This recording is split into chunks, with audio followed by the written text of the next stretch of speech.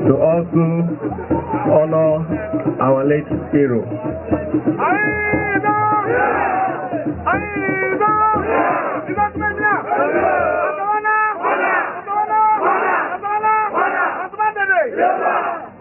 Thank you very much.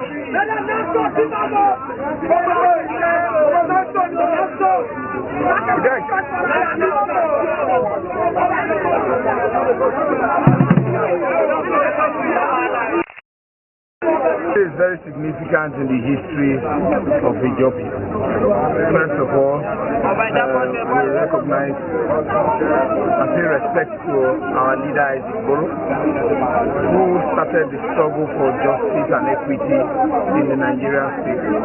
That struggle is what has led us to the point where we eventually produced the President of the Federal Republic of Nigeria in person of President Jonathan. Well, not too long ago, we just went through elections, and Nigerians in the election had expressed themselves. We as the Joe people, we are looking forward to May 29th when we will welcome President Jonathan, who we elected to be President of Nigeria. To our own opinion, he did very well to address the issues and challenges that face Nigeria. And so you can see that today is low-key in order for us to save our energies for next week, when the President will be coming home in grand style. For us, from May 29, we will begin a new phase of our struggle for justice in the Nigerian state. If you follow our issues properly, our struggle was about economic and political space in the Nigerian context. We have had our share in political space. We want to focus on economic space. A lot of our people that were not employed by the Westerners who came to do business, especially in the Niger Delta, claimed that we were unemployable.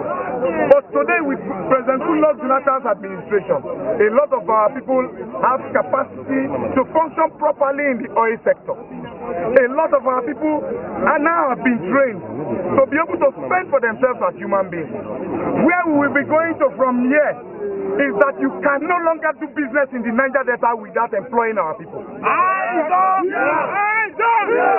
And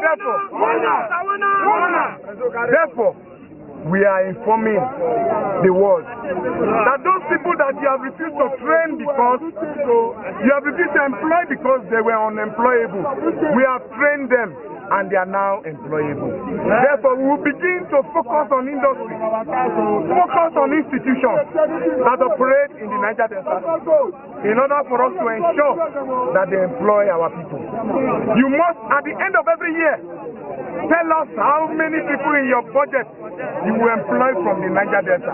Your employment going forward must have positions for our people, both managerial positions, engineers positions, lawyers positions, artisans positions, every institution in the Niger Delta, in order for us not to have conflict, must from now begin to plan for the young people of the Niger Delta.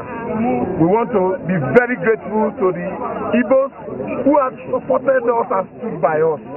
We will also stand by them when the time comes.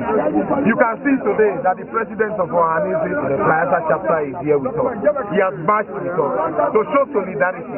You can see that shops were closed in honor of our leader, Isaac Boro. We are a non-violent people, we are a peaceful people, but we want to begin to channel our energy towards capacity and economic development of our people.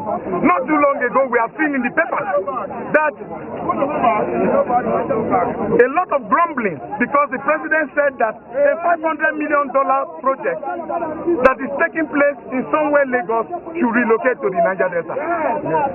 For us, we stand by the act. And what did the act say? The Local Content Act says for every oil activity or infrastructure that will take place must be carried out within the Niger Delta where the oil is found.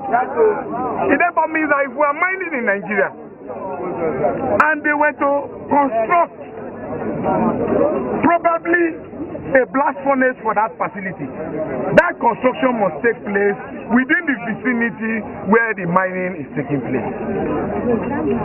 Today you can see that the ports and all other activities that when people talk about scrapping the amnesty program, I laugh.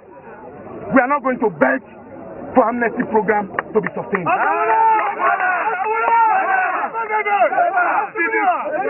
Either it is simple economics. If you maintain the amnesty program, you will have all the monies for your bogus economic plans for Nigeria. History has it in this country that once upon a time, because our people were neglected, oil production lowered to as low as 500 barrels per day. But with the amnesty program, that 500 barrels increased to 2.3 million barrels.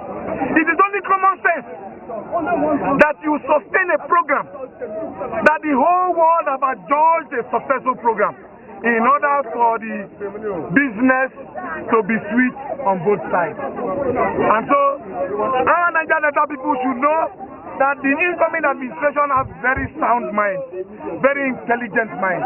They will not be bamboozled by some of the political gladiators to carry out a very wrong decision that may lead to a breakdown of economic activities in Nigeria. As you see us, today is a day of reflection.